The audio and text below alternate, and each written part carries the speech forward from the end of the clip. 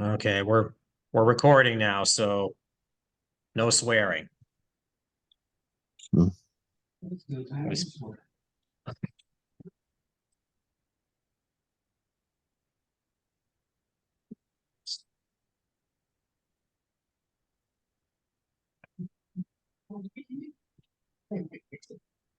Right. We got 1,000 of those? Yep. They bought 1,000. It would be great. It's cloudy. Rain.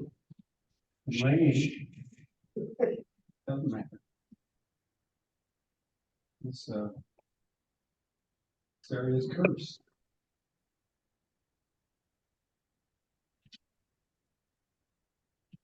Well, when you at the other building we had, there was a checklist opening up. We had 2 or 3 different things. They tried some of them. Yeah, I think they hooked up on more. So there, we had to pass the test, so, or you had to, during the election. sure, they don't. I thought I remembered at one of our private meetings, someone was saying they were gonna type up like a formal Yep. checklist for. You got a checklist of the series, Yep. certain procedure you gotta do. Open it. Yep. Yeah, same thing. Teacher close it. Yep. Step 1, open the room. We powered the shutter on the one we got back. See, that's kind of the problem, why we had the problem in the first place. That somebody didn't unlock them.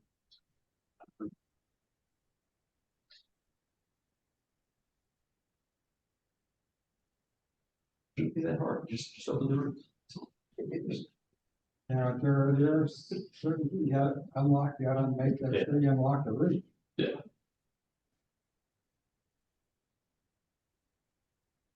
Yep.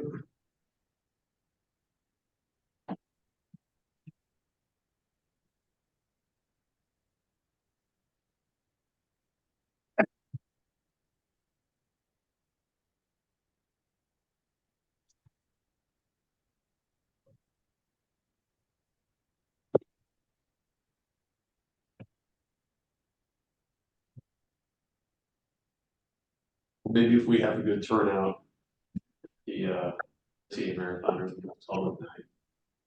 We have enough people there, run through When is that? it. Messier Marathon is March 9th through the 10th. And the 16th, March 16th is the next call. I don't think I'll be available. I'm having some major surgery and I'm housebound for 10 days. So I won't be in community tomorrow. How much care I found.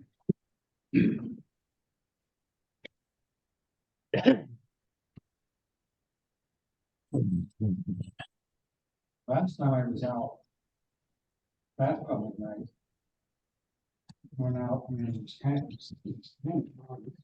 didn't hold the roof off, and then it kind of cleared up. I went out, there's also construction stuff around the spot. I have to move all that stuff. Yeah, and I said it was kind of cloudy, so I had to do some scoping. All right. Alan, Mike, hi. Hello there.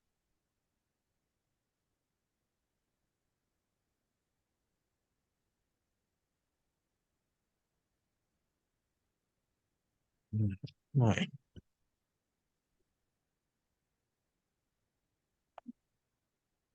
Now,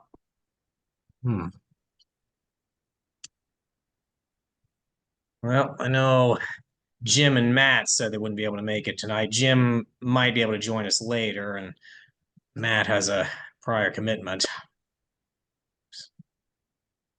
So, still got a couple of minutes to get a good turnout.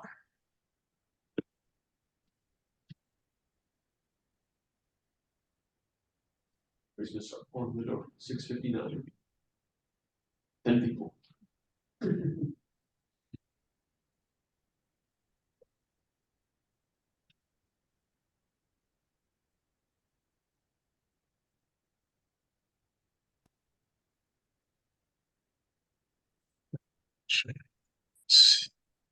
Everyone's so far.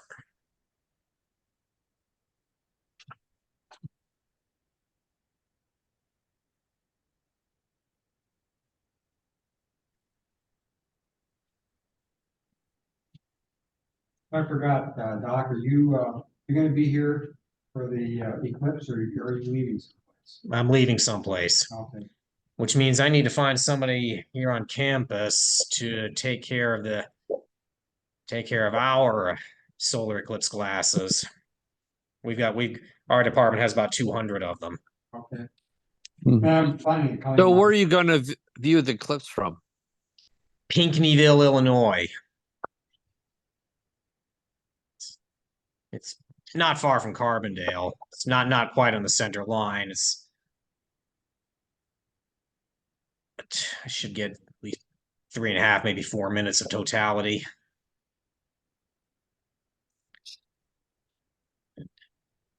Who knows if the Wi-Fi of the motel is good? Maybe I can do something with it.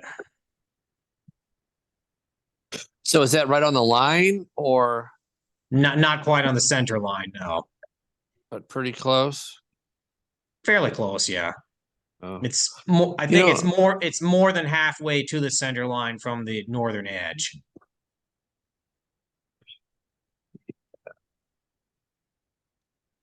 Yeah, I remember the last eclipse. I mean, we had like major rainstorm coming through the Quad Cities, and I remember getting in my truck and then just starting to drive around to find a spot. I ended up in Columbia, Missouri. That far. Yeah. I know. Well, I'm driving down there, so at least I'll have a little bit of mobility.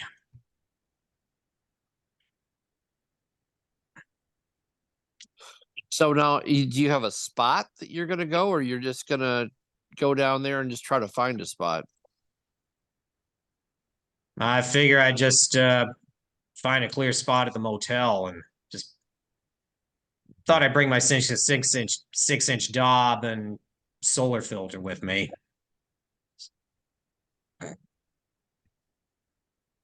Hmm. And a couple pairs of glasses, yes.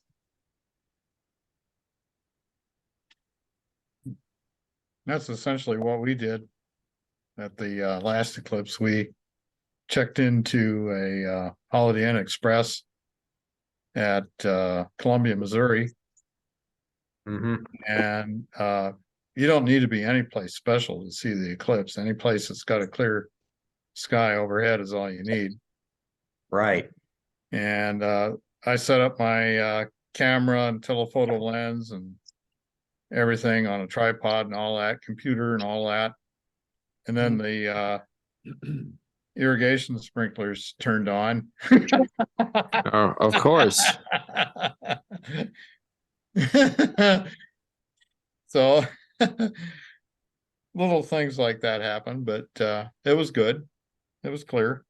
Irrigation sprinklers, and you're there with all your electronics. Yeah, but there was so many people around there. People ran into the hotel and told them to turn the water off, and nothing got too wet. So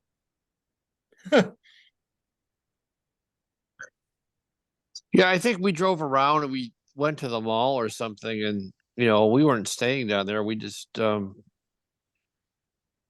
I was hungry, so I met my brother at the Chick-fil-A. We ate something, we just started driving around. We ended up we were right next to the grade school.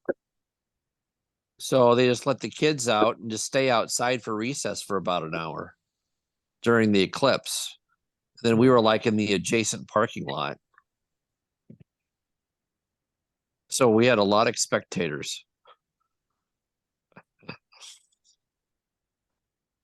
Yes. Come out to see what the astronomers were doing. Yeah. Right.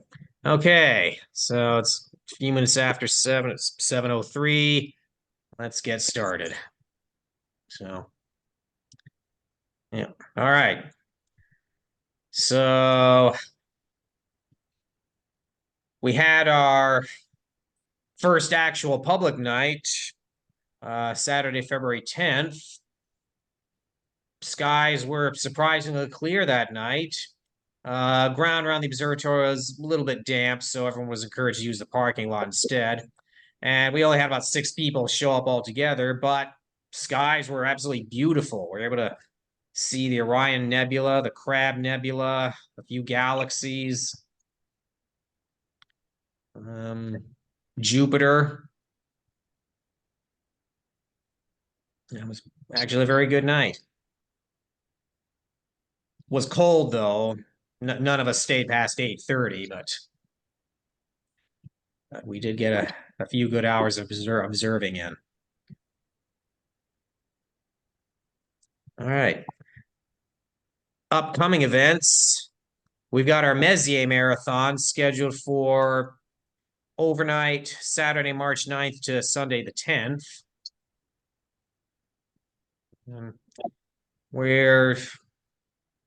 We'd like to get a survey of who's planning to come out. I believe it was Sam Snow will be coming.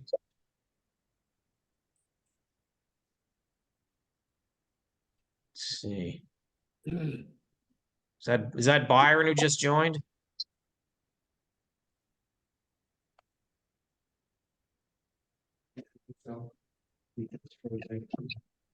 Okay. Glad you could join us.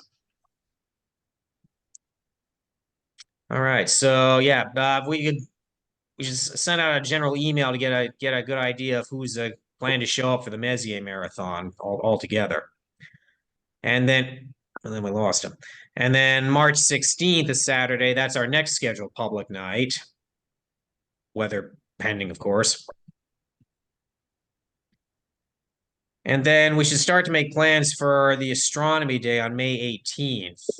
I've got the contact information for Christopher Like at Bettendorf High School. I'll see if they'd be okay with us setting up there again.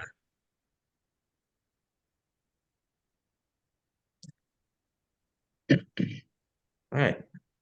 Any questions?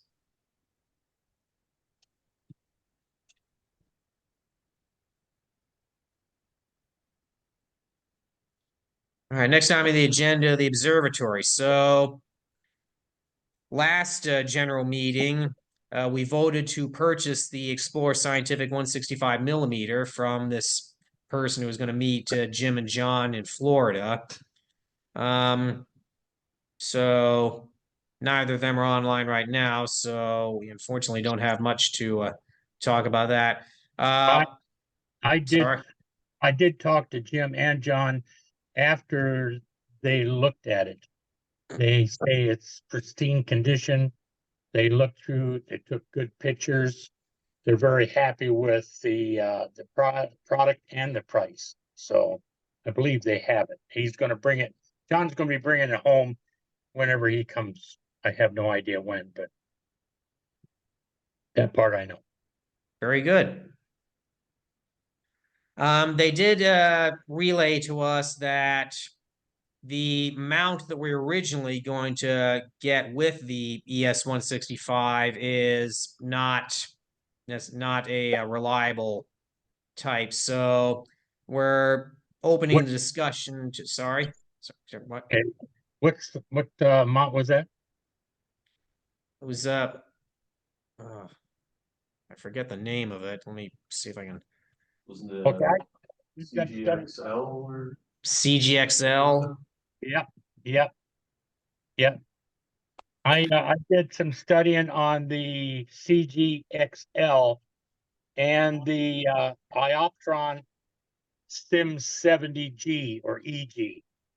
The CGX-L has a 75-pound capacity, but it's no good after 55 pounds when you're taking pictures. Really depends on the size of scope though. Now, everything in that mount, all the wires are external like we're all used to. It is sells for 4,649 plus tax and shipping. It's in stock. This mount, like most of our mounts, use the meridian flip. In other words, when my scope uses meridian flip, I'm losing about a half hour of processing time for whatever I'm shooting, because it needs to flip, recalibrate on the scope, and then mount the guide scope, and then it'll continue after. Usually it averages about a half hour. The other choice, which I was leaning towards, was the iOptron C70G or EG. The C70 is a standard motor drive. The G stands for guide. It has a guide camera in it. The E stands for it has a sharper encoder. Now, the problem with the guide scope is it's only good up to about a 3.5 to 4 inch opening on the OTA. But I'm sure we'll probably use an external scope to guide whatever we're shooting with the 165. We're not talking about much for cost. Okay, another good thing about this SEM 70G is all the wiring's internal. So all the power that's coming from the ground to the tripod hooks up at the tripod base, and all the wiring is external to up to the saddle, which you have to pull cords out of there to mount on your whatever scope camera or whatever you're using. So there's no wrap. Another thing is the SIM70G is the Wi-Fi capable. In other words, you can run it off a Wi-Fi laptop or computer or an iPhone if you don't want to use your hand control. And another thing that really was amazing to me was you do not need a meridian flip. The way it's designed is not necessary. It'll just track it from one end of from the east to the west. And it's about $100 less. That's 3,000. No, sorry. It's about 1,000 less. The Celestron CGX-L is 4,649, and the SEM90 is 3,698. So it's roughly 1,000 less. And that's an iOptron Sim 70, you said? Yep, which is a 75. Now, what they're good at is it holds up to 70 pounds, and it's very accurate up to 55 to 60 pounds. And this new scope you're going to have with a camera, I'm only basing it on, I seen a show on, had the 185, and he had the full hookup, and it was less than 40 pounds. So if it was 40 pounds, it's well under the required limit to take pictures if you were to go that route. That's all I got. Okay, it looks like Jim joined us. Jim, any news on the ES-165?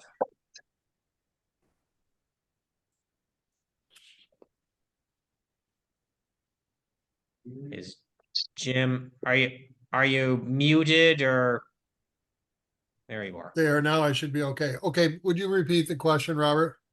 Any news on the ES-165? No more than the fact that I believe John made it back to the Quad Cities with the telescope. John happened to be online. Not right now. Okay. So I believe that John got back to the Quad Cities a few days ago. So we should have the telescope there. Good. All right, now, since the CGX-L mount is not an option, so we're talking now about an alternate choices for a mount for it. So open the floor to discussion. Craig already gave us a little information about the Optron Sim 70. So further discussion? What? And I did include the information on the Celestron CGX-L as well, Yes. which is roughly about 1,000 more. All right. So, well, It might be kind of a difficult question to answer, given the fact that we don't really have our hands on either mount, but do we know which one would be more user-friendly to use? That could be something to consider. They're both user-friendly for what they're capable of doing.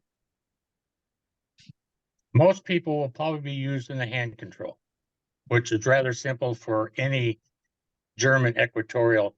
You put in the command, you go into Knight's Best, or you go into Meridian, or you go into NGC, you pick out the number you want, you'll go to it. It's as simple as any other one.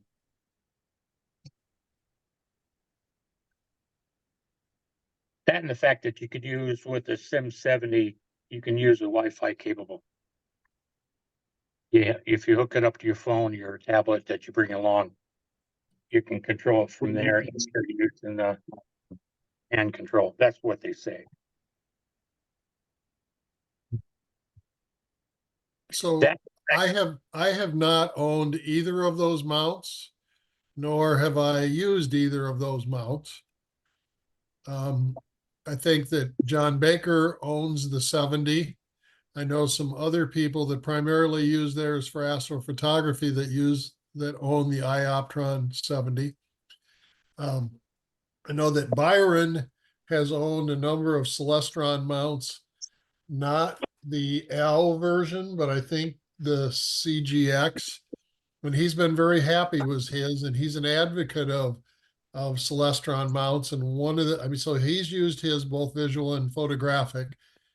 I think especially he finds them easy to use and feels that a casual user would find them the easiest to use. So again, I'm not talking from my personal experience, but I'm passing on, I think, what Byron would say if he was in this meeting. I don't Well, think I'm on. Oh, hi, Byron. I didn't realize you were there. So I have two CGMs, a CGM1 and a CGM2, and they just operate flawlessly. Yeah, I got a CGM2 and an ABX, electrons. I haven't had an issue with really either one of them. The ABX I did, but we updated the programming in it and it's worked perfectly ever since.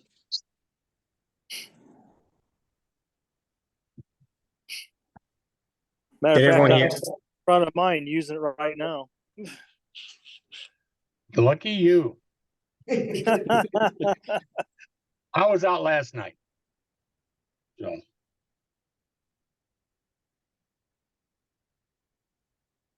So what are you shooting, Byron? I am exploring planetary nebula with a Maxitop F-15 and trying to find a happy spot. As far as time exposures and the PHT guiding, it's a lot harder with an F-15. But right now I'm on 90 seconds and I'm shooting the crystal ball.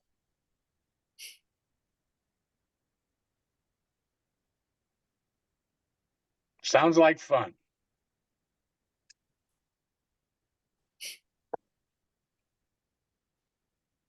All right. So sounds like we're hearing some good things about this Optron Sim 70. How would people feel about us getting that to go with the ES-165?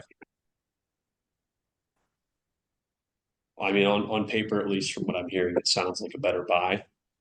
But I mean, that being said, in reality, I don't know whether or not it would actually be the better mount of the two, but at least just stacking them up against each other, it seems to be the better choice.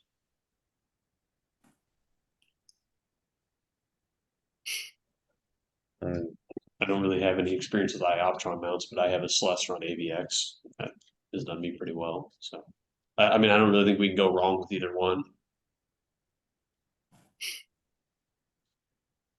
Yeah, I had a conversation with High Point Scientific today and trying to pick their brains pertaining to the very topic. What would be good? One motor mount or the other. And they're saying that realistically, they're roughly about the same in quality of production or of operation. The difference is 1,000 difference. And one's has a meridian flip capability with a Wi-Fi capable. All the Celestrons are external wiring, where the iOptron SIM70 is internal, from the base to the top of the mount. Issue. What does John say about the SIM70 that he has?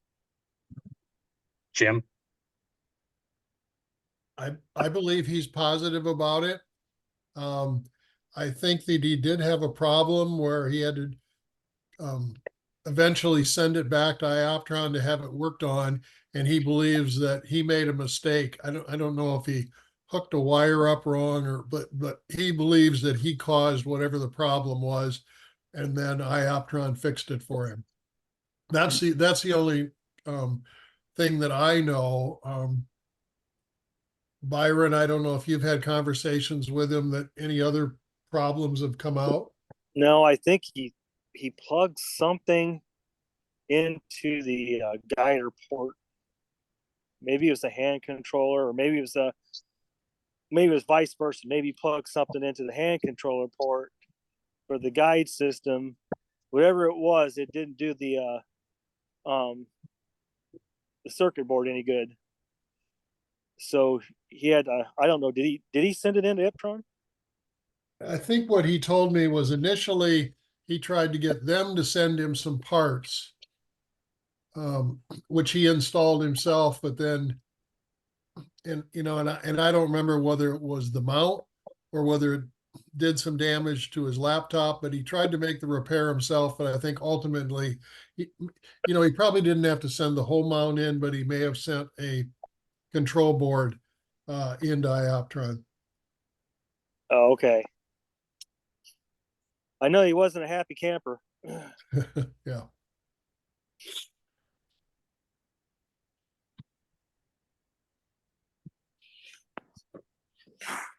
I talked to Matt Nielsen last night or today, and he told me that he has just ordered that iOptron 70 mount for himself. Okay. Well, What's the weight capacity on that? They rated it 70 pounds. That's plenty. Plenty. Yep, plenty. So are we ready to make a decision on this? I'll say one more thing.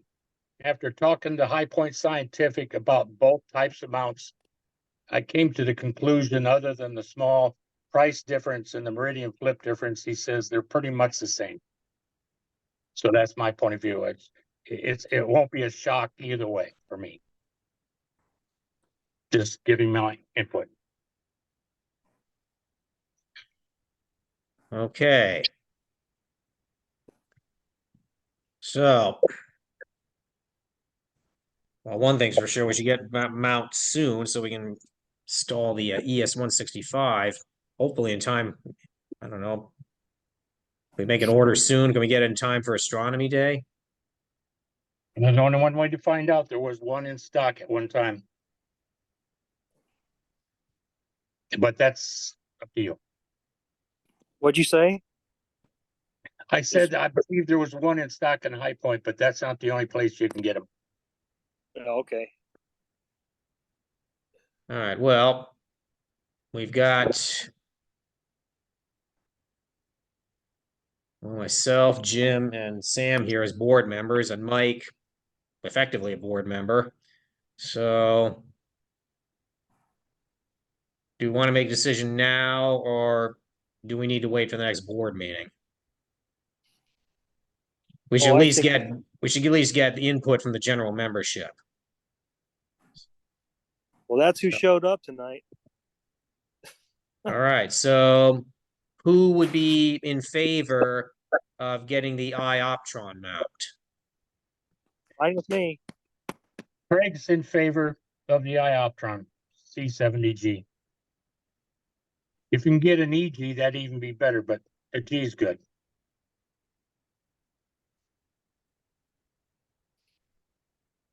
Are they And- both available just peer mount only, or do you got to buy the tripod?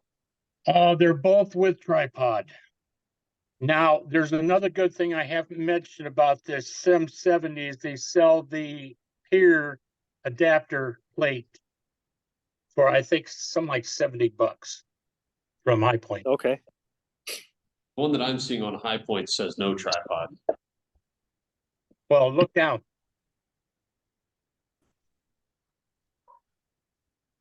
I was just there. I mean, the page I'm on says iOptron 770 center balanced equatorial mount dash no tripod. One in stock. That's the one you want. Well, you don't need a tripod if we're putting it on a pier, correct? Right. That's Right. That's, whatever. I think that's his Yeah. point, yeah.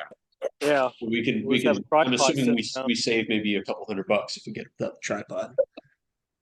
So that's in favor from you? Yeah, I would say I'm in favor of All right, 70. all right. Who else wants to put their 2 cents in? I've got an iOptron little cube that I use for my solar scope, and it tracks the sun perfectly, so I don't have an issue with iOptrons. Right?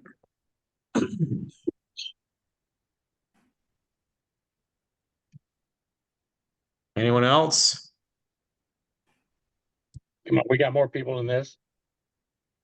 Yes, it's yes. shot- It's 75 on the adapter plate. Then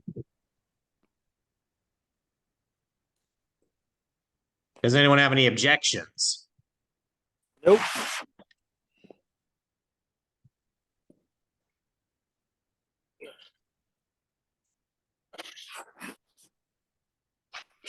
No objections.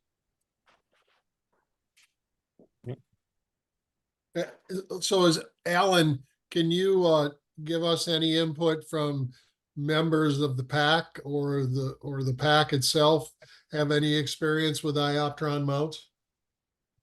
I can't give you any certainly can't give you any firsthand knowledge about it. I've never used one, not even sure if I've seen one. I think Dino's got an iOptron Yeah, Dino uses an iOptron. now. Dino's got one, I've got a little cube that I use. It's not gonna be anywhere near that, but Yeah, but if you guys want to go that way, I don't have any reason to object. I probably won't use it very much if at all. And it wouldn't matter to me one way or the other, whichever one you get, if they're both, they both appear to be high quality, so it would be a learning curve no matter what for me, so not an issue, I don't think.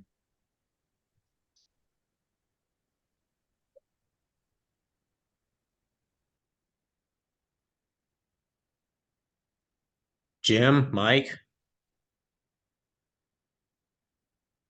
My only comment is I'm been a Celestron guy all along, so I'm kind of partial to the Celestron, but I don't have a lot of input to which is better or not, but I like the Celestron line.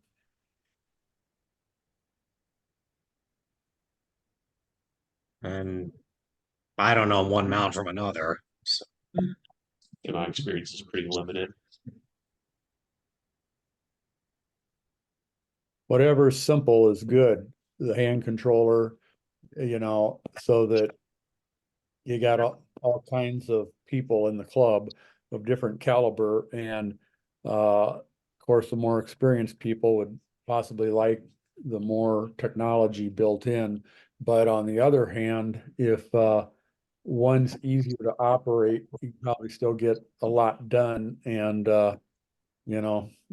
keep people interested than frustrated.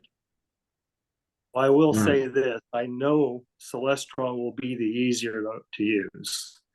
I've tried Orion, Skywatcher. I've watched other people use other mounts, but there's no doubt in my mind, as far as hand controller use, Celestron is the easiest that I've ever had my hands on. But like I say, that's not a disqualifier, I guess. I just want what everybody's going to use the most. I don't want us to get something somebody's not going to use. I mean, we're going to the expense we got the scope. Let's get something everybody, in the club is comfortable using. And as long as that iOptron doesn't have, difficult inputs, asking questions for things not normal, or a simple beginner doesn't know how to answer, unless we have a cheat sheet there. I think that should be a Things standard. like that. Craig thinks this cheat sheet should be standard.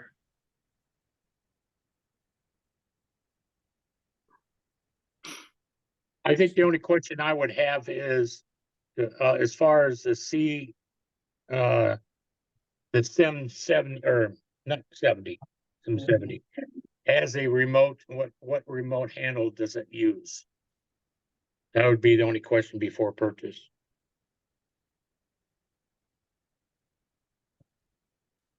Can anyone answer that? Well, like I say, it's Wi-Fi capable, so you could probably use your phone or tablet.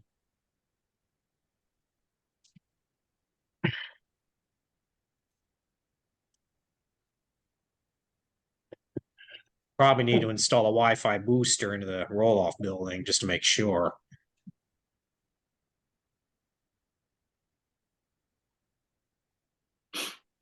What's that question, Craig? The one John has, what kind of control handle does it have? Remote handle. Kind you plug into the mount.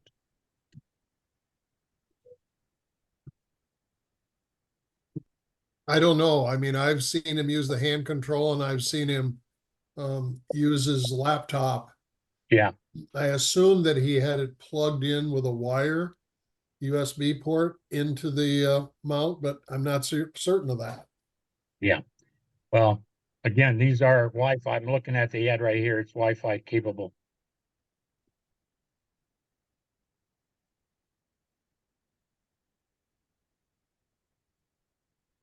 Well, anyway.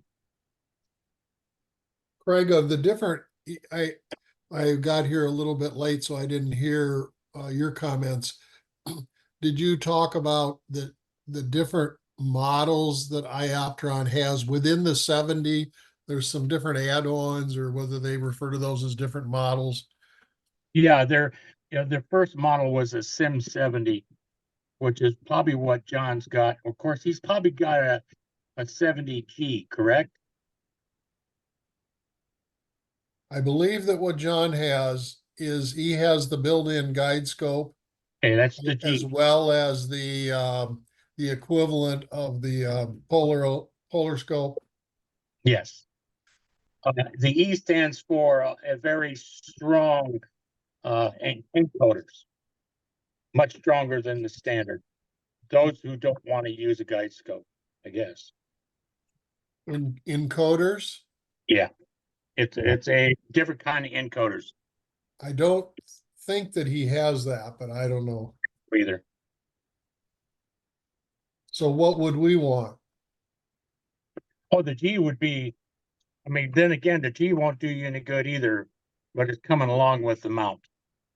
Because I talked to High Point today, and he said the guide scope is roughly a 38 millimeter. Where I wouldn't use anything less than 50 for the big ones, big scopes, but your small ones. So you would say don't get the guide scope option. I don't think you come without the guide scope anymore. I think you either have a choice of the EG or just a G. And the prices I mentioned was for the 70G. Yeah, because I think I don't know if it was John. Other people have commented to me that they would still use an external guider, not the internal iOptron guider. Correct. So they said, don't get that, but you're saying maybe If you you can't have buy a- it. According to High Point, you can use up to 2 millimeter. But he says, I wouldn't go any higher than 80 millimeter or smaller will work just fine. But if we're using a 165 all the time, I would recommend mounting a real cheap guide scope on top like I have on my system. Yeah, that's what I've heard other people say. And if there's enough,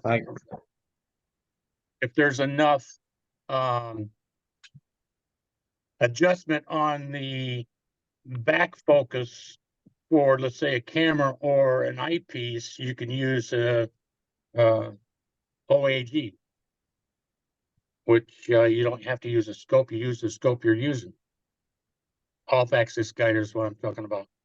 They're not that expensive. And those usually stay with the camera at all times. So if you wanted to go from an eyepiece viewing to a camera taking a picture, you just take the eyepiece out, put the scope camera in position, plug it in and go. I think we're starting to lose our audience here. Ooh, that boring. Well, so right now we got 5 people who are good with getting the iOptron as opposed to the CGX-L. So like let's try to come to some kind of decision here. What should we get? The CGX-L mount or the iOptron mount?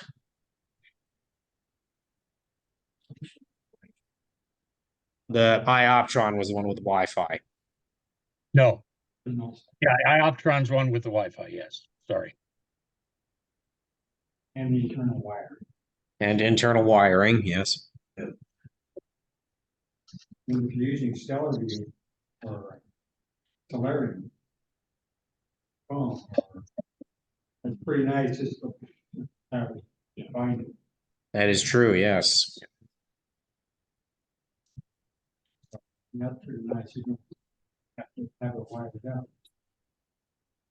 Hey, what mount are you using at observatory? And Orion a German equatorial mount. Yeah. Orion HDX, I think. That works pretty well. It does, yeah. Yeah. Isn't that about 5,000 for that mount? It was 5,000, yes. Yeah.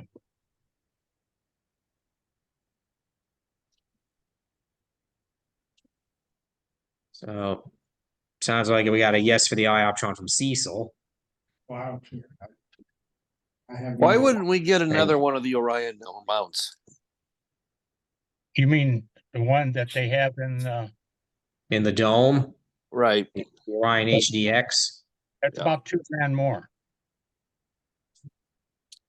We got the money, don't we?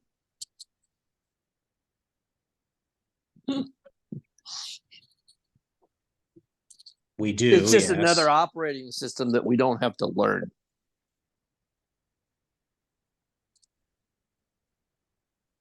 You know, every one of those mounts has, you know, a different keypad. You still have problems with that mount. It doesn't seem to. No, it doesn't seem to be holding north very well. It doesn't hold its 3-star alignment after each use. No, I have to keep redoing it. And even when I do it, it's not perfect.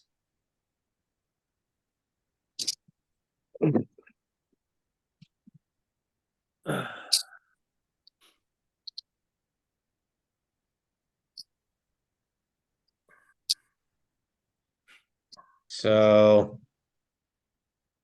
CGX-L or iOptron, what do we say? iOptron for me.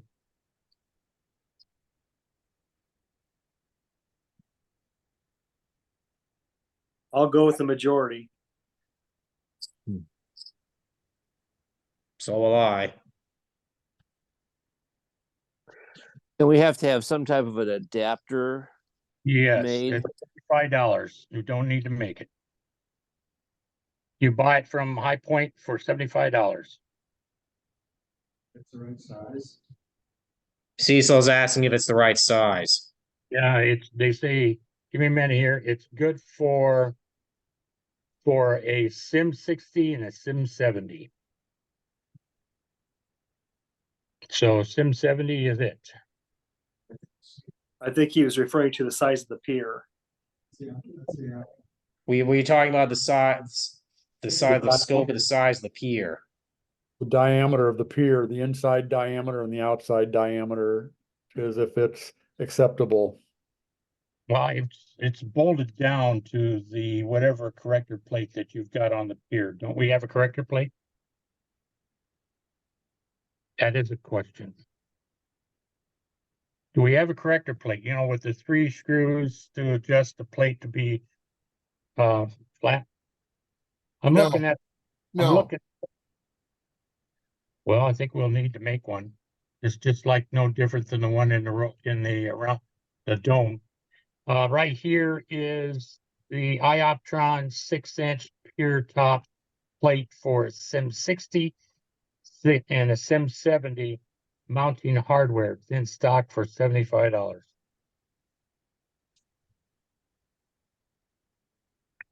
You would definitely have to make an adjustable pin or plate, you know, with the 3-threaded bolts to get that plate to be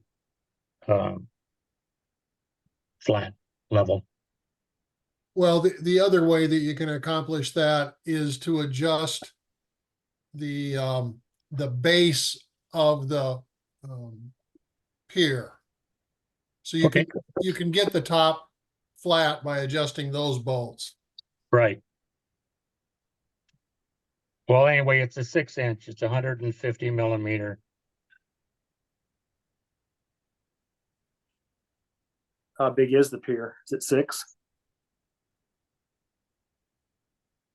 You know, I think it's 6 inches in diameter. I don't know, Rusty, if you can remember exactly what it is.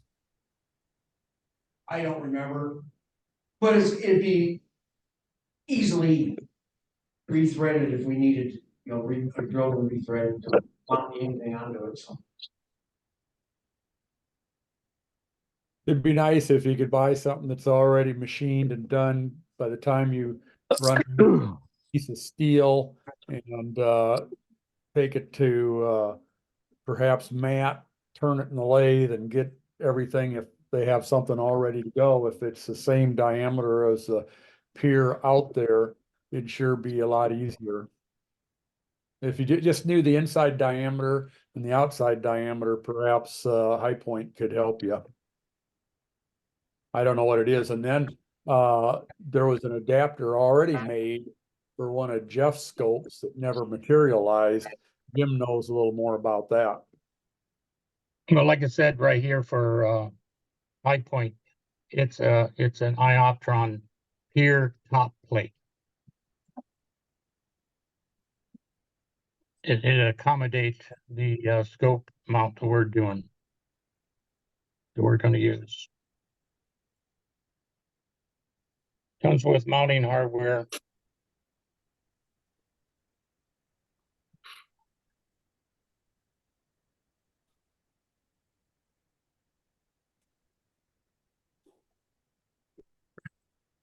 And we've gone silent again.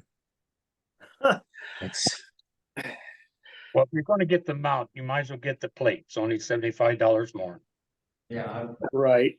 I mean, Okay, you're gonna, you know, if you're looking at saving the money to buy the iOptron one, you know, it does have a couple of advantages over the Celestron. You'll go ahead and spend the extra money and get the plate. Kind of okay. silly not to. Okay, so it sounds like we're leaning to more toward the iOptron mount and getting the plates to go with it. And if it's oversized, it could maybe be turned down too, as long as it's oversized, and then most of it's already machined. It's just a matter of turning it down to fit the inside diameter of that big pier tube that's out there already. And there's 3 holes already in the perimeter of it also, right now. So it might already line up.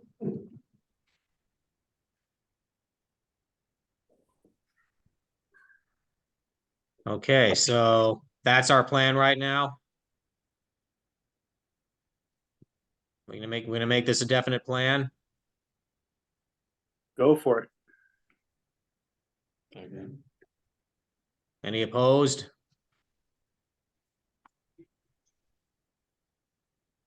Somebody want to take down the SKU number? I have the SKU number here for High Point for the plate. Okay, give it to me. Oh, I think I see it. It's 8032-PT-CEM60. Yep, that's it. Okay,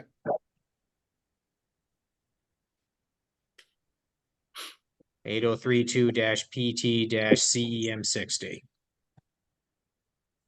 Okay. And they have 3 in stock. And we only need 1.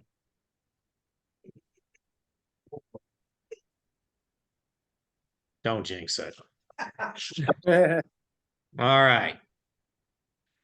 So I'll leave you experts to take care of that.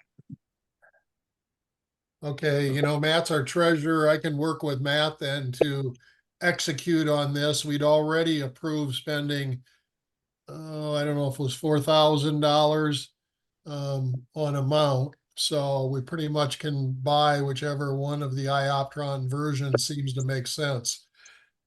You know, Craig was talking about one that was 3,600.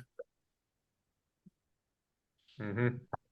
So my understanding is we have a choice between the version of the mount that comes with iOptron's built-in guiding scope and software, and a version that comes without it, where we would need to mount an external guide scope. Am I understanding that correctly?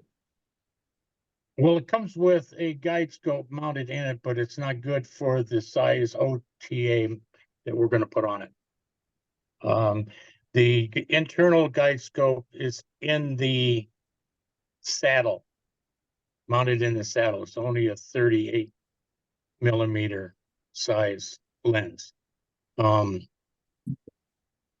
You would have to use an 80 millimeter refractor or smaller for it to function properly. And being we're putting a 165 on there, it'd be best to spend what, $150 to $200 for a guide scope if you're going to go that route. Or So we'd be better off buying whatever version of the mount doesn't come with that built-in addition, because we're just gonna get another one anyways. Well, a 38 millimeter guide scope is, in my opinion, pretty worthless. yes, you could either use an OAG mounted on the back of the focusing tube, as long as there's enough back focus, or you could use an external, which I do for both of mine. One's a 50 and one's a 60, and they're what, about $70 for the OTA, and it's $105, $150 for the 120 mm camera. But anyway, Okay. But All it's- right. you wouldn't need that. Go ahead. All right. Anything else? Well, I would say, in my opinion, maybe get the guide scope and put it on there, but perhaps whoever's using it needs to bring their cameras. Right. You bring your, the main camera and your guide camera to use in the scope itself. I think it's a bad idea for us to be even going in that direction buying cameras. If we go that, I mean, if that's kind of where we're thinking about. Well, as long as we have enough dovetail plate saddles to put the equipment, mainly for the scope, the guide, because all the other hardware is going to be below the motor drive. Well, anyway, go ahead. You're right. So Sam, you were asking a question. Did that answer make sense to you then, that we would not buy the iOptron mount with the integral guide With the guide scope? scope built in. Yeah. Yeah. Yeah, that makes sense. Is that the G version? Is that what you were saying? Yeah. Okay. Yeah, that makes sense to me. All right. Is there anything else? Yeah, I know. All right. Real quick, anybody bought any So are new? you okay with me then to work with Matt, our treasurer, then to get that ordered? Yes. Okay. Yes. Okay. All right. Okay. Real quick, anybody bought any new gear or have anything for sale? Still have my CGM for sale. One thing, got a 90mm refractor that I bought to use as a guide scope, which I'm not going to use as a guide scope. That's for sale. I'm going to have a couple of cameras probably for sale. I've got some stuff on my list. Not going to use, All right. and I'll end up probably putting it on cloudy, raising the price and putting it on cloudy nights if nobody's interested.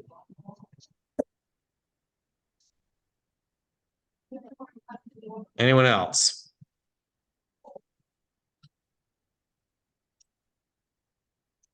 All right, considering the time, I want to table the member photos until later in the meeting if we still have time, because we do want to get to the presentation here.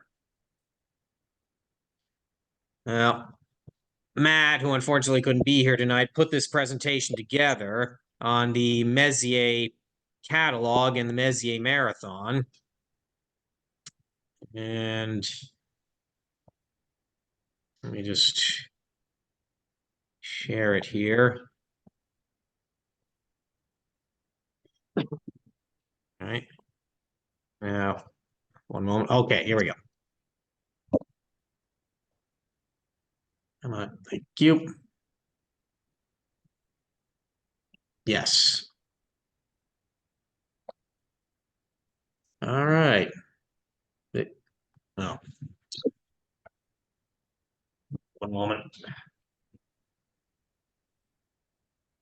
There. Okay. Now, he only just sent this to me late last night, so I apologize if I sound a little unrehearsed for this. But anyway, let's see. So we have French astronomer Charles Messier to thank for this catalog. Well, he and his contemporaries. So Charles Messier, he was a comet hunter by trade, and it was fairly popular thing in astronomy at the time in the 18th century. And so the way you did it was you just scanned random parts of the sky looking for fuzzy objects that you couldn't resolve into sharp points of starlight. And then you observe them from night to night. And if they moved relative to the background stars, that indicated that they were in orbit around the sun and were therefore most likely new comets. And if you actually did discover the comet, you got to name it after yourself. Well, during the course of his hunts, Messier frequently came across these fuzzy non-stellar objects that did not move relative to the background stars. And so that he wouldn't be fooled and end up wasting weeks of his time on them again, he noted their positions in his records. And then if he went to search that part of the sky again and he came across a fuzzy object, he could look in his record and say, oh, I've seen that before. That's not a comet. Screw it. Or whatever French astronomers said at the time. So between him and some of his colleagues, they eventually found about 110 and cataloged about 110 of these objects, which are now collectively known as the Messier catalog. And so it's one of the biggest ironies in astronomy that he's now best known for this catalog of objects that he was trying to avoid, and hardly anybody knows about the 13 comets that he actually did discover.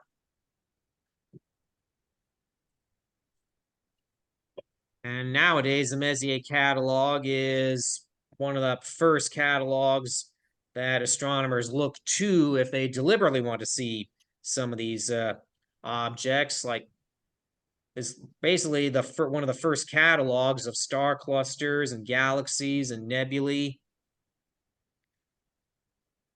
And let's see.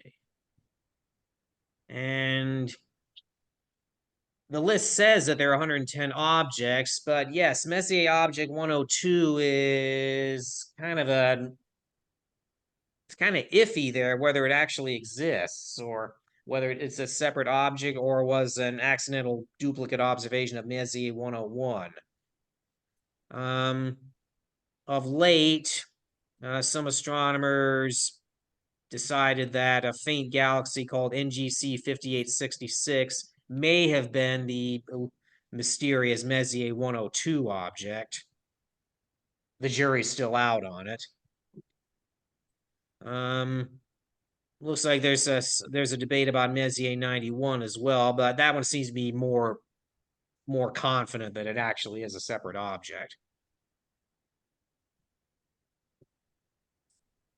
And so, considering the positions of all the objects in the Messier catalog, mid-March is the one time of year when it's just possible to see all 110 in a single night without the sun getting in the way. And that's the origin behind the Messier Marathon, which was invented in the late 1970s as basically a challenge for amateur astronomers. And as it turns out, one of the amateur astronomers who invented the marathon was himself a comet hunter and discovered 12 comets during his career.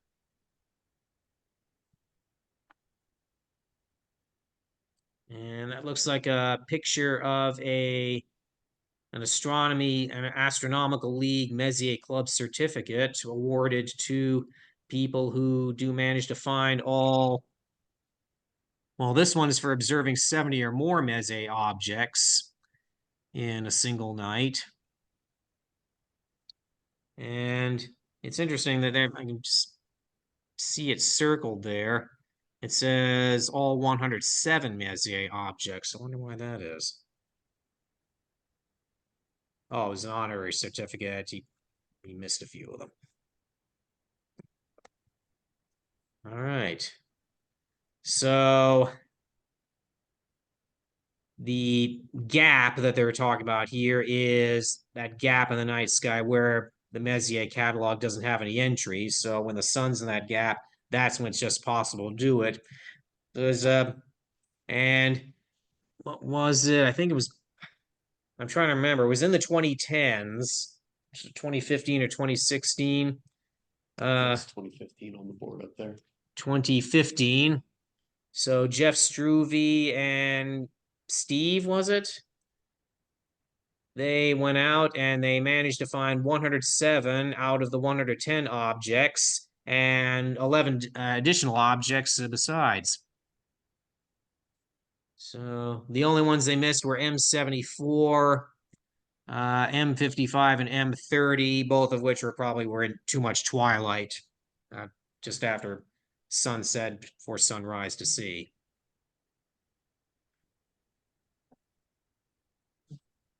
So, has anyone else attending tonight participate in a Messier Marathon? I haven't. And no. Raise your proverbial hands if you have done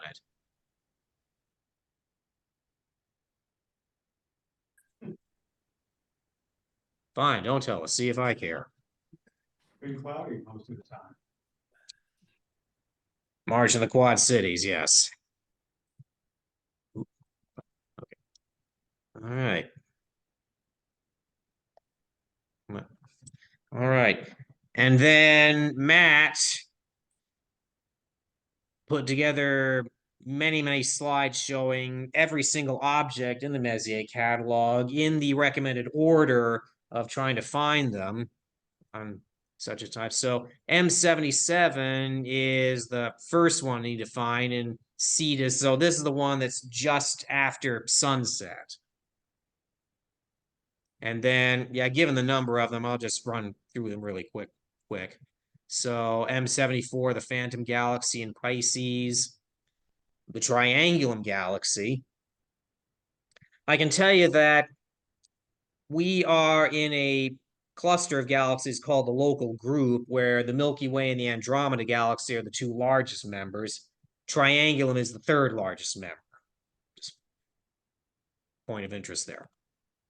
And speaking of which, there's Andromeda and the two satellite galaxies that made it to the Messier list. I think that's M32 and that's M110, if I remember correctly. M52 and M103, a couple of clusters, open clusters by the look of them. The M76 and M34, the Pleiades.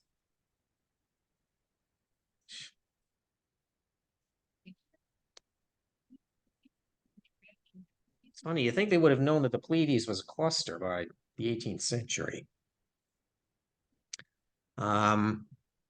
That looks like a globular cluster, M79. Of course, the Orion Nebula and M43 and M78. Is that the Flame Nebula? It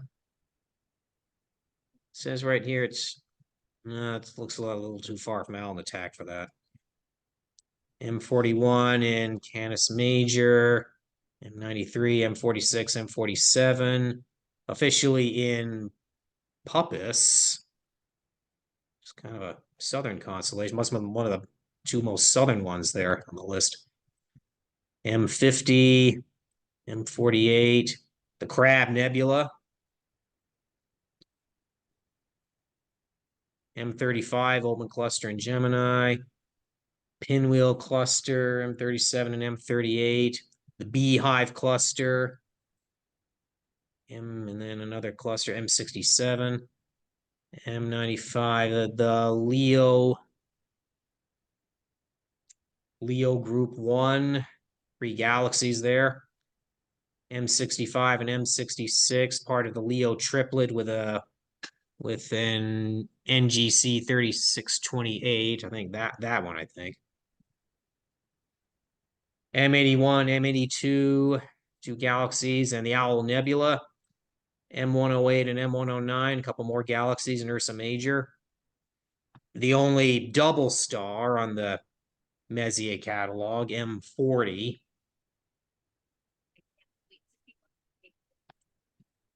Must have been poor seeing that night for Messier. Got some more galaxies here in, let's see, M106, M77, the Cat's Eye Nebula and the Whirlpool Galaxy, and which is which? Pinwheel Galaxy. I've seen the Triangulum Galaxy, sometimes called the Pinwheel Galaxy. Spindle Galaxy. Well, the alleged M102. It's seriously edge on, you can see that. M53 and M64, the black eye galaxy for obvious reasons. M3 under the globular, M98, M99, and M100. We're getting into the coma, getting into the Virgo galaxy cluster. M85, looks like another galaxy.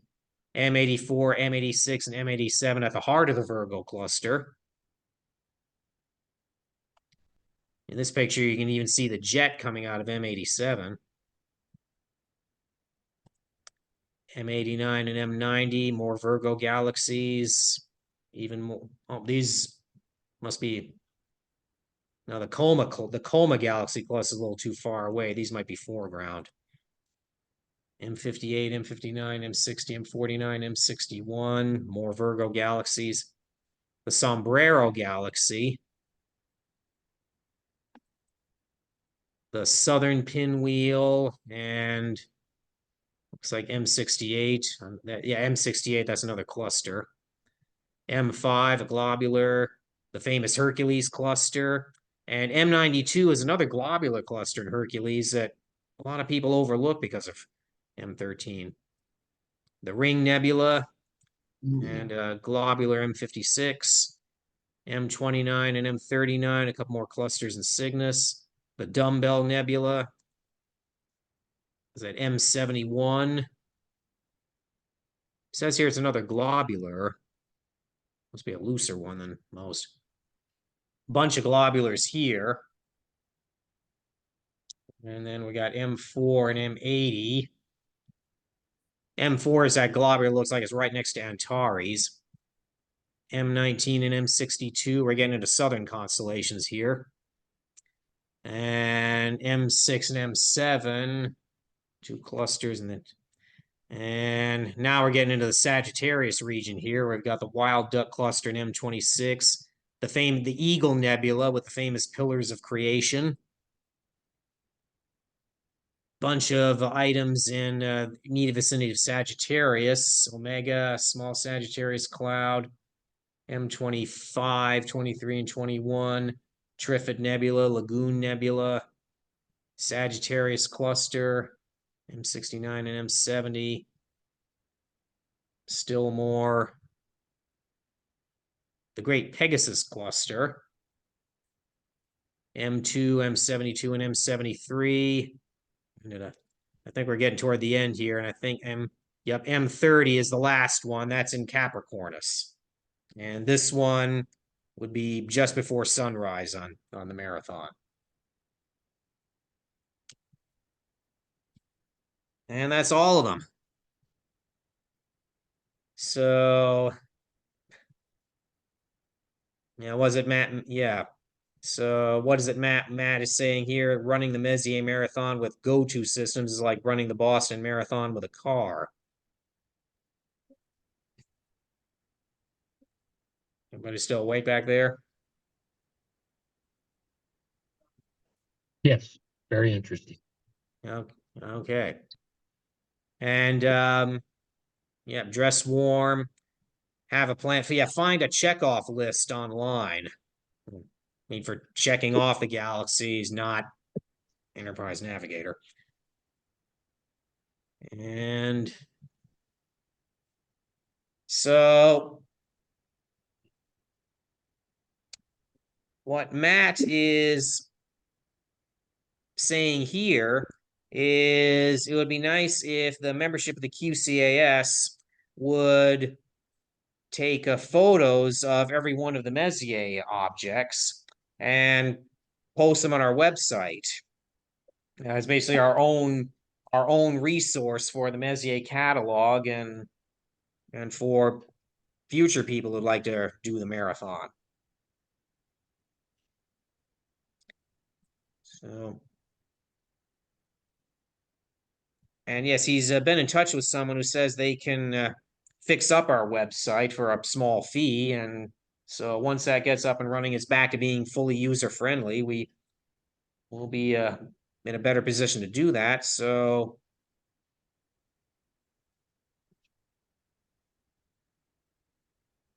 So, is anyone's interest piqued? I had a major surgery. I'll be home. Hmm. I have heard some groups don't have the full energy for all night, so they split the marathon up into 3 sessions. So it's a little easier and not as long. So you can, one night, you can pick out a third of the sky and pick out another night a week later if the sky open, and from then on, or into quarters. Hmm. Still get the total amount. But that all-nighter, I'm sure that takes a lot out of you.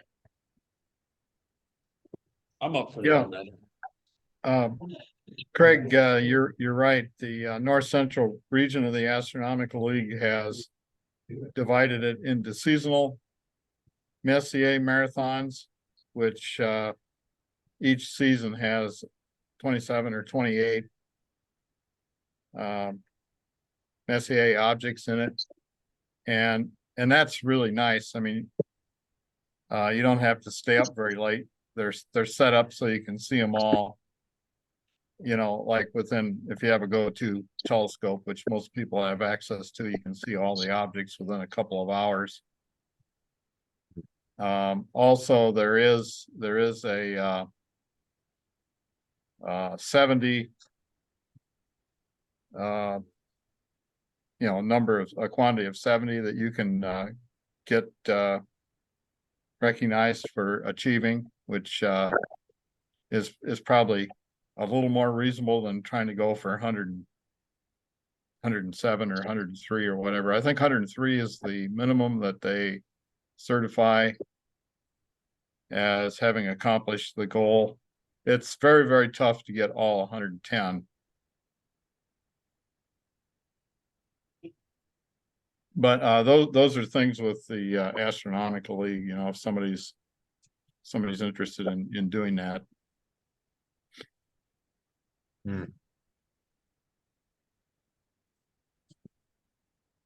Right, so, well, I think we should at least send out an email to the general membership asking who is going to participate in the March marathon, just so we can get an idea of, well, just to get some numbers.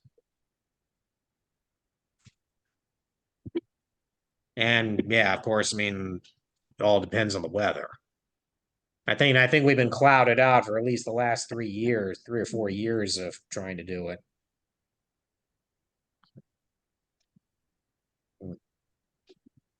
Well, all right. Any questions or discussion on Messier?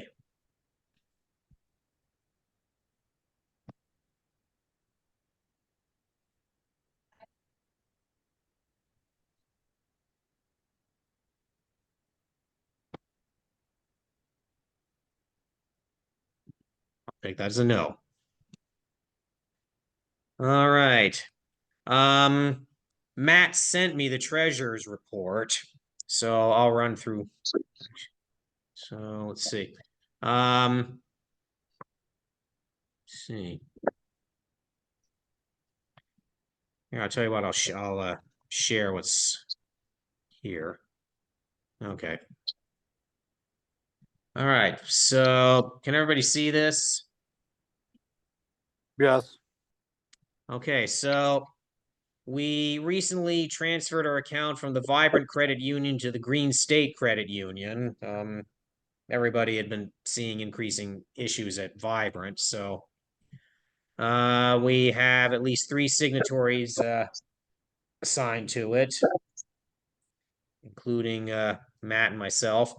And we established online access, created 3 sub-accounts to house the general observatory and events funds. And we now have a credit card and checks. And so we're he's proposing that for the next board meeting, we determine exactly how much money to allocate into each of the 3 sub-funds.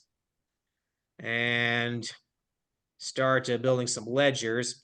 So the beginning balance at Green State is $24,796.93. So far, we've spent $8,000 for the new ES 165. $1,830 is our final payment to Matt Dearmont for his excellent work on the roll-off roof motor. $323 for the solar glasses, and thank you, Rusty, for bringing those over from PAC. So the website is going to cost $300 to get it basically upgraded and renovated. And a little bit of leftover expense from EISP 2023, and the new checkbooks cost $22.65. So right now, our general fund is $14,183.48. We will decide at the board meeting how much of what's left over to put in the observatory fund and the events fund. Any discussion?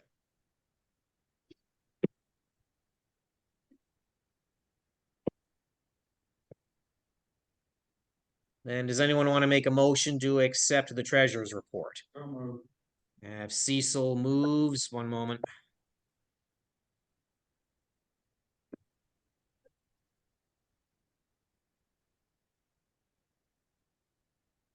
Do we have a second?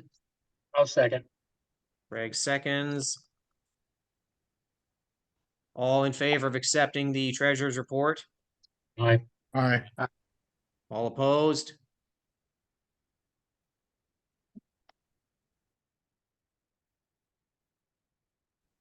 All right. Let's see, it's 8:15.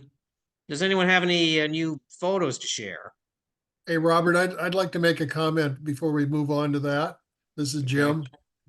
So in the treasurer's report, you see that we spent a little more than $300 on solar glasses. We were able to buy those in conjunction with the pack because together we bought about 3,000 pairs. The QCAS bought about 1,000 pairs of glasses. 1,000 pairs, yes. So, and so we were able to get the price down to 38 cents a piece, which is an excellent price. So thanks for the Astronomical League for making those available, and the pack for going together. So together we could get such a great price.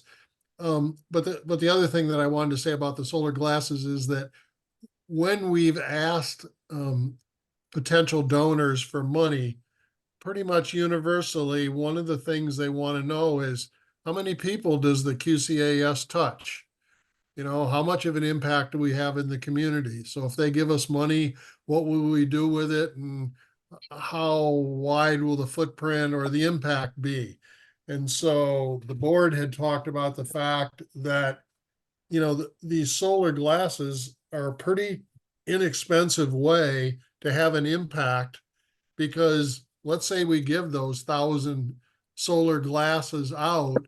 The next time we ask somebody for money, we can say, you know, we touched 1,000 people by helping them see the eclipse. So with that in mind, I would say, you know, I'm going to be out of the Quad Cities. I'm traveling to see the eclipse.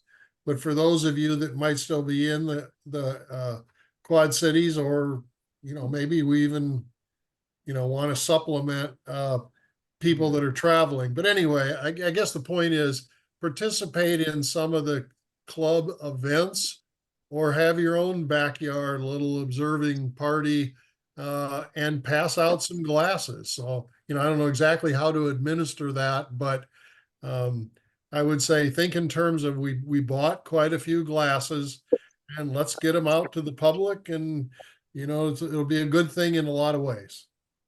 And I would add, let's keep a running tab on how many of the glasses we do hand out so that we can get definite numbers for how many people we're touching with this event.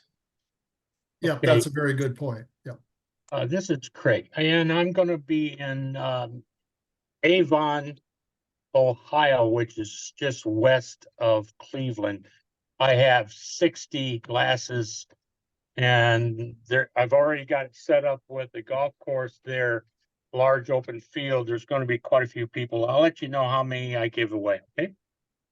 Great. And I'll add that our department at St. Ambrose bought 200 pairs, and I need to start looking for someone who would be available to hand them out at St. Ambrose for people who are going to still be in town, because I'm not going to be either. And it is a school day, April 8th, so I imagine at least some people are going to be here on campus. I'll be at the Moline Public Library. You'll be at the Moline Public Library? Actually setting up a big thing there with, in conjunction with the library. Last time we did that there, the last one, we had 1,500 people. Nice. We don't have that many glasses. And we ran out of glasses and we had 2 telescopes. Oof. Because everybody else in the club left town. It was, but we did it. Now there are actually 3 of us. We had 2 telescopes and then the sun thing. So The sun projector. yeah. So we had actually 3 things they could see. Wow. That was a busy day. Oh. Okay. All right. Now then, I lost my. Wait a minute. Personally, as far as a eclipse, I think everybody should keep a head count on the number of wherever they're at, so they can tally it up. Keep a head count of, at least do your best to keep a head count of how many people show up to the to join us. Yes. Okay. Well, any photos anybody would like to share? I have one. Let's see if I can get this right. Photos. You should be able to share your screen. Yeah, I'm doing it right now. I did the Christmas tree nebula. I wanted to do it in December, but we had clouds, so it's December, January, and the 10th of February it opened up. This is the tree using APP and PixInsight first. January 9th, January 10th. Wasn't that about the time of that just before the big blizzard? It was cold, but it was in between. And this was taken with my Atlas EQ mount, my 26 mm with Bader HA03 and S2 filters, Explorer Scientific 127 carbon fiber triplet with the reducer. I did about 4.5 hours on this. 5 minutes each shot. So, and this one was the APP through PixInsight. Give me a minute here. Whoop. Did I lose you? I'm still here. Okay, give me a minute here. I'm going to have to back out. And I'm going to do the other one, which is the same picture, but it's done PixInsight complete. And it shows a little more nebulosity, a little less blue around the fringe, but a little more detail. Like I said, I was waiting for that one to open up so I could do it. I ended up having to go down to the beach Not my backyard. It won't do it backyard. This is a southern object. Well, anyway, that's it for me. Everybody see it? Yeah, Yes, Nice. Thank you. very nice. All right. I shot that one as well, but I didn't have very good viewing conditions. I'll show you my shot of it.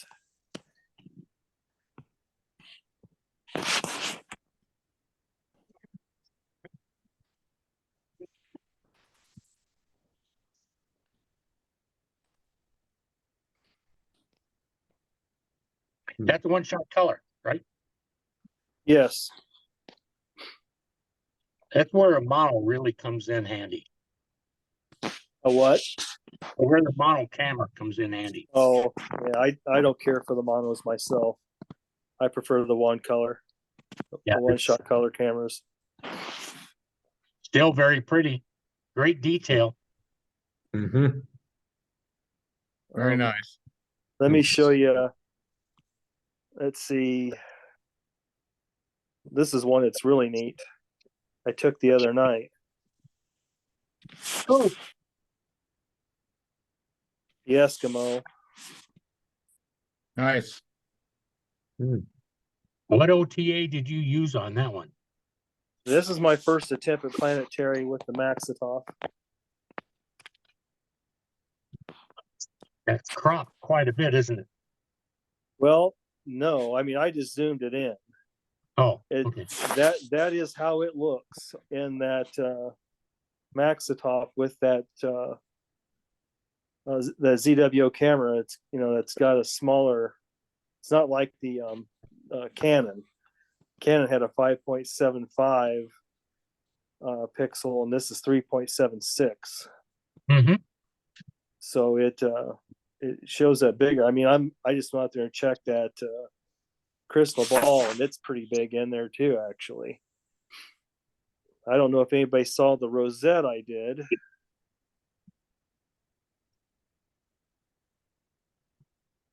So Byron, just to ask you that Eskimo, is that taken with your ASI 2600 MC?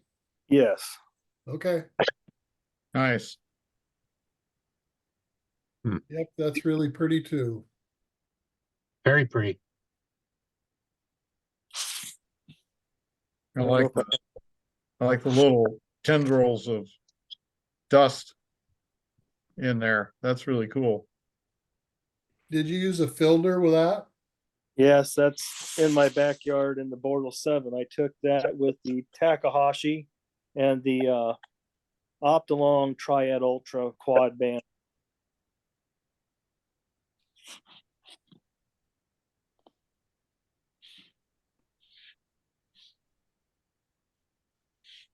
Hmm? Oh, I've got very one. nice. How? Okay. Yeah.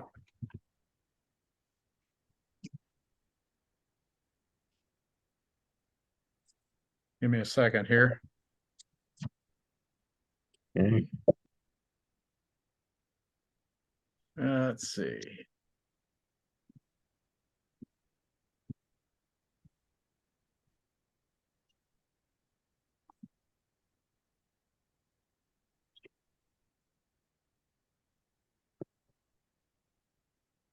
What's that?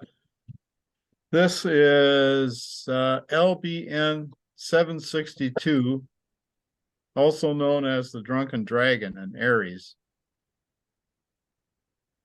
And now this is not my work. There's no way I could ever do anything like this, but this picture was taken by Mark Jobe from the Minnesota Astronomical Society.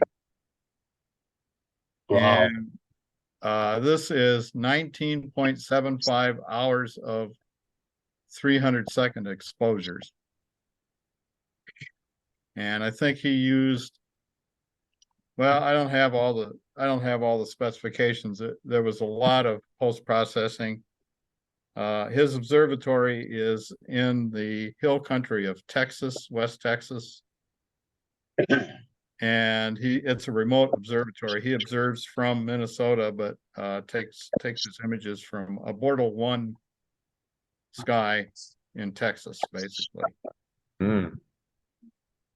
Nice if you can get it. Yeah, yeah, that's why, there's I've never seen anything quite like this. I mean, this is really, and you zoom in on this is like a Hubble image. You see all these galaxies out there. Wow. Wicked. This is really, it's amazing. There's a galaxy up there. Ooh. And another Lots one of there. galaxies. Yes. And you can really zoom in on this. I think this was taken with a ZWO ASI 2600 mm. And he used different filters, obviously, because that's a monochrome camera. But anyway, I bet it took him a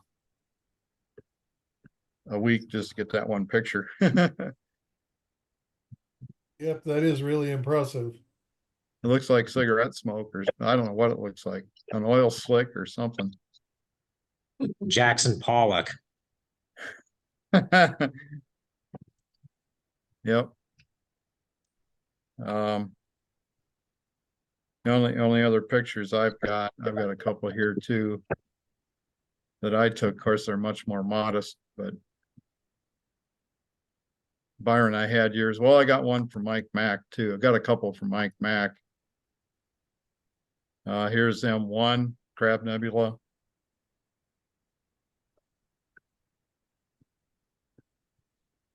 And let's see what else I got here. And that's the Orion Nebula M42.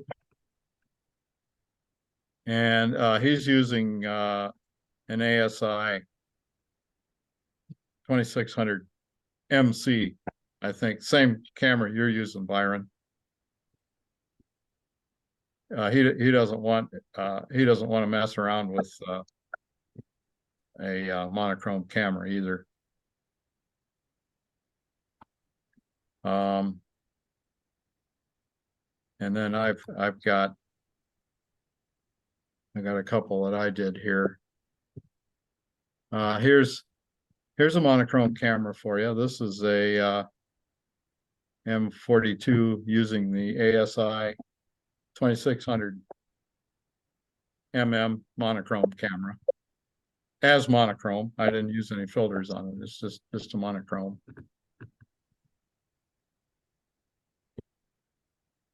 That's taken through a 10-inch Meade. And here's, I could go through these real quick, but you already saw them. This is the winter Messier object list right there, basically. And then I had one here of the sun. This was taken with an ETX 90 from my front yard. This was on the 8th of February. This cluster of sunspots here are probably about on the order of 10 times the size of Earth, for reference. Yep. And there's one with hydrogen alpha. This was taken with the monochrome ASI camera through a hydrogen alpha scope piggybacked on top of my Meade. And it's two exposures. One was set about right so you could see the granularity effects, and the other was overexposed so you could see the prominences around the edge. And flares, yeah. Yeah, the flares. My ability to image doesn't really capture how amazing it looks when you're actually looking through the scope. It's really shocking. The first time you look at it, you're just amazed when you see this stuff. Anyway, those are some of my pictures. I've got some Nice. others here too, but they're not as good as some of the other ones.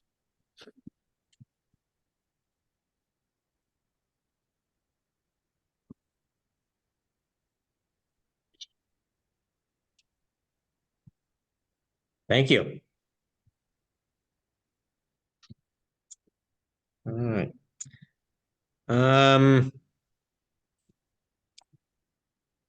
So the items I had for other business was one that Jim already brought up about the solar glasses and how we should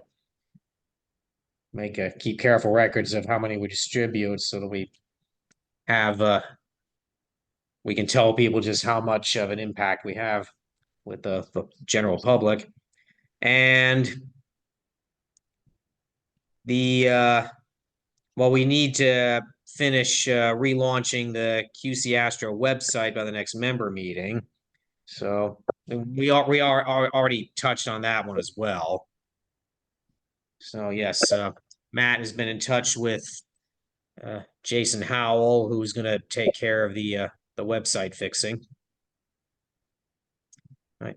Is there any other business that people want to bring up at the meeting tonight? Membership survey? Are we planning on sending out that membership survey anytime soon? Oh yes, Did you see that draft that I had? I did. Yes, yep. And I also checked out the Google survey website. Yes.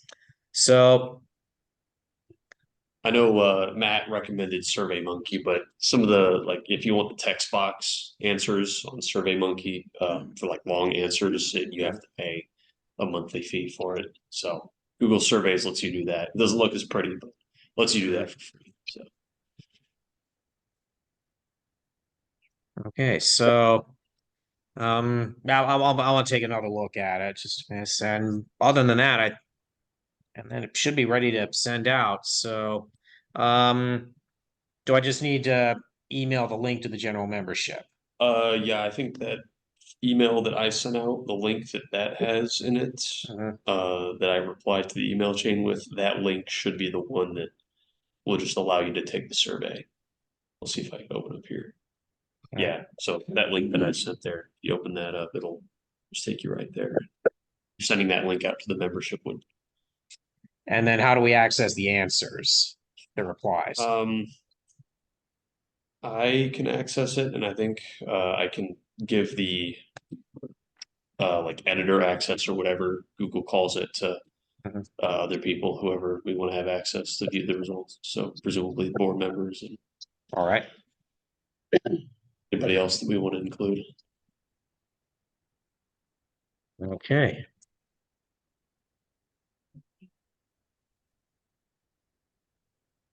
Anyone else who got the link to the survey that Sam sent out? Does anyone else have any comments on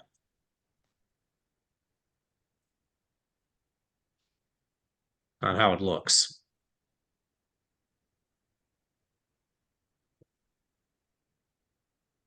Well, I suppose you could, continue to think up different additional questions to ask, but I think the point was just let's get it out there and give people an opportunity to give some feedback of, what they think about the club. So may not be a perfect survey, but it's an effort to get the thinking of the people. So I'll give it one more look and like a couple day or two. If it looks fine to me, I'll just go with whatever the rest of the board says. And then I'll send it out. Sounds good. Okay. Any other urgent business for tonight?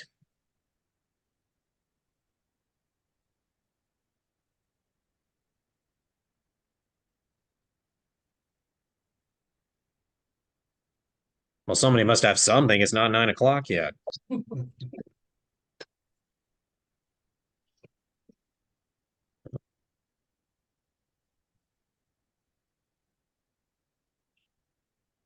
Well, I'll just comment, it's pretty exciting to see that we purchased and have now delivered the Explore Scientific 6.5-inch refractor. That's a pretty impressive big telescope. So neat to have in our arsenal. Until we get the Mhm. mount and the weather gets a little better, it's hard to make use of it, but we can get planned to, being able to show the thing off here within a few months, probably. Yes. I'll need to prepare a report for the Riverboat Development Authority, detailing how we use the recent grant money. So, let's see. I assume we get something like a cancel. So it was $8,000 for the scope, and as soon as we get the new mount, I want to know how much of that cost, and probably throw in expenses for the motor as well. That should cover the entire $17,750 that we got from that grant. Okay. That sounds good. Yep. All right.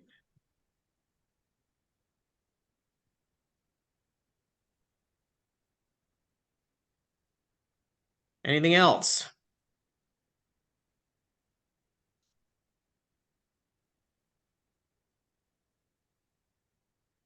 Our next board meeting is Wednesday, March 6th. That will be via Zoom. If anybody in the meantime feels they want to participate in the board meeting, please let us know. And the next general meeting is Monday, March 18th. I've made arrangements to have this room, the South Annex, available for our general meetings for the rest of the year. So, how do you like the room? Nice. All right. So there's nothing else, just someone always interrupts me at this point. All right. So nothing else. Does anyone want to make a motion to adjourn? So moved. I'll second. All in favor? Aye. All Aye. opposed? I don't hear any opposed, so. Okay. Good meeting, everyone. Thank you for coming out. Thank you for joining online. And we'll see you all again next month, if not sooner. Okay, thank you. Thank you. Bye-bye. Bye. Good night. Good night, all. Good night. All right, well, you got custody of these now. I've had them All for a week. right.